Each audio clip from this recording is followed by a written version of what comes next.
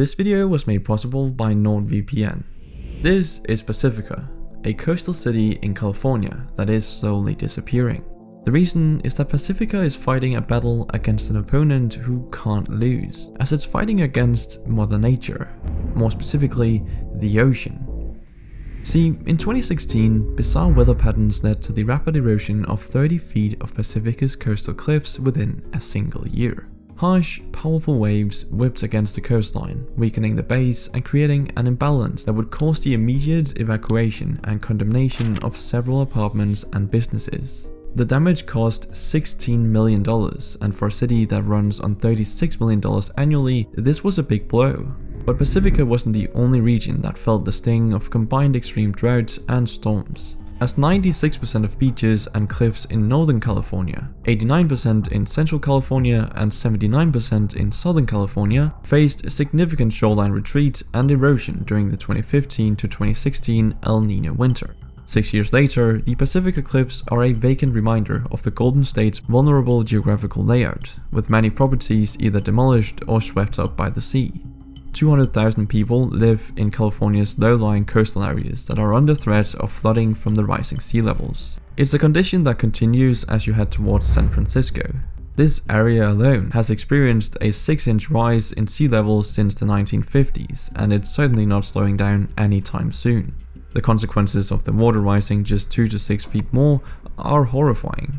The highway you see right here is Highway 37. It will be completely submerged by the year 2040. Nearly 1,400 kilometers of coastal roads in California are at great risk as well. Add to that 59 miles of highways and bridges, 48 miles of freight rail lines, 20 miles of passenger rail lines, 11 acres of ferry terminals, 780 acres of seaports, and 4,670 acres of airports that will simply disappear should sea level rises persist at the ongoing rate. But the most alarming part of all this is the fact that nearly 85% of California's population live and work in these coastal counties. It's estimated that $8 to $10 billion worth of property in California is going to be underwater by 2050, with an additional $6 to $10 billion at risk during inevitable high tides. Here's a map that shows what a 7 to 10 foot rise in water levels would look like, which is expected to happen by 2100. As you can see, it will lead to the erosion of 2/3 of the state's beaches, not to mention critical infrastructure and homes.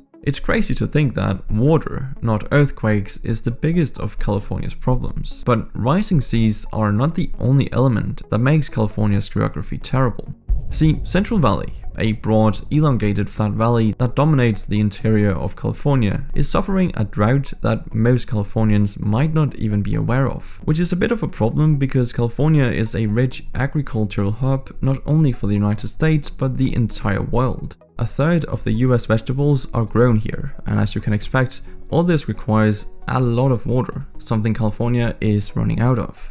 Now, researching a lot of this information is a long and heavy process, and some of the websites I have to visit are, well, not the safest, and sometimes not even available to me because of my location. So recently, I've started using NordVPN, the sponsor of this video. Their robust encryption, fast connection speeds, user-friendly design, and a variety of extra security features, along with competitive pricing, ensures that you can relax when surfing the web. They assure that all of the data transferred between your device and the internet is encrypted, therefore providing a layer of protection for everything you do online, and security from anyone who might want to monitor what you're doing. This has made me feel particularly safe, especially when doing deep research into classified topics for videos such as the strategy of US military bases. But NordVPN can be used for so much more, like watching shows on Netflix that aren't available in your own country. So go to the link in the description and sign up for NordVPN today using code OBF.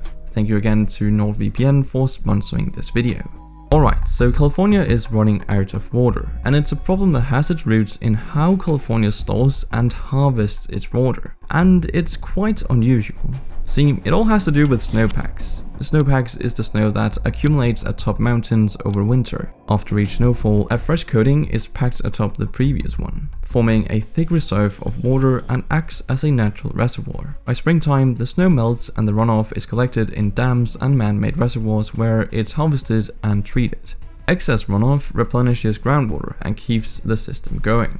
So what's the problem with this? Well, snowpacks in the Sierra Nevada and Cascade mountain ranges have been decreasing as a result of longer summers and shorter winters. 2015 in particular was a really bad year. The worst in fact, as the water content was a mere 5% of the annual average, which is the lowest snowpack recorded in over 165 years. This forced farmers in the Central Valley to rely on groundwater, and there's a few problems with that strategy, as groundwater is highly unregulated and not as evenly dispersed. Most importantly though, there's a limited supply, which means wells have to be dug deeper and deeper to access the water. Pumps like these drill 2,000 meters into the ground, far from the 200 meters that would have previously been adequate in the mid-2000s. At this rate, farmers are drilling faster than the groundwater can be replenished. This is driving up the price of water, and today, farmers are spending $500,000 to $1 million for wells deep enough to access adequate groundwater. And once the water is extracted, it leaves an empty gap in the underground where the water was previously. This leads to sinkholes and distorted landscapes. Since the 1920s, Central Valley has sunk 28 feet,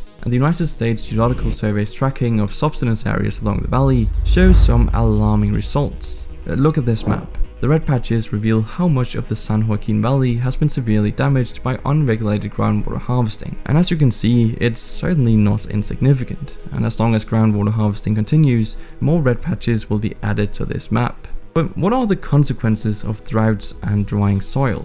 Well, to put it plainly, wildfires. California is naturally prone to wildfires given its Mediterranean-like climate, and we've unfortunately seen multiple times what immense damage these wildfires can cause. But dry soil is only part of the reason why wildfires are so common in California. The other is dry winds, like the Santa Ana winds. These types of winds are so dangerous because they carry embers across California's dry land surfaces. These embers are the catalyst to fast-spreading wildfires because they will eventually catch onto something that ignites easily. This is why Santa Ana related fires spread 3 times faster, carrying over into urban areas like Los Angeles. Okay, so California is prone to wildfires, but we still haven't discussed the obvious problem with California's geography yet, its location. See, California is located along what's known as the Ring of Fire. The Ring of Fire is a region around the rim of the Pacific Ocean, where many volcanic eruptions and earthquakes occur. This is a result of some tectonic plate action, and as you can see, it includes California. So is California eventually going to explode into a ball of fire? Well, in terms of earthquakes, probably not. Despite talk of a mega earthquake that will send California drifting off into the Pacific, the likelihood of extreme earthquakes here has only slightly risen. The San Andreas fault line is the main culprit here. Running 1,300 kilometers, the fault line cuts across most of California, including the more densely populated southern regions that feature major metropolitan areas like Los Angeles, San Diego, and San Francisco.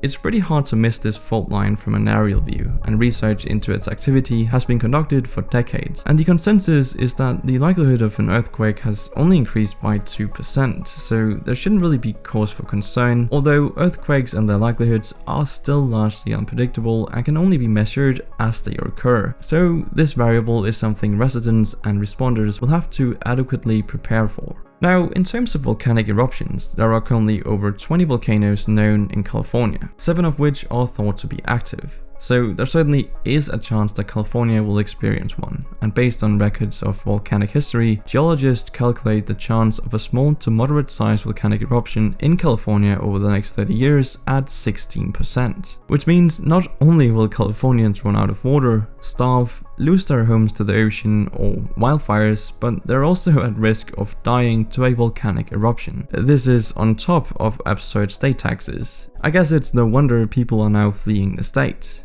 Okay, that was a joke, but California's geography is certainly not ideal. Although if I were to say something positive about it, it would be the ease of access to geothermal energy, a renewable energy source that comes directly out of the ground. It's unfortunate they haven't really tapped into its full potential though, so I guess there's room for improvement. But all in all, it will be interesting to see how they tackle these problems. That's it for this video though. Thank you for watching, and I'll see you in the next one.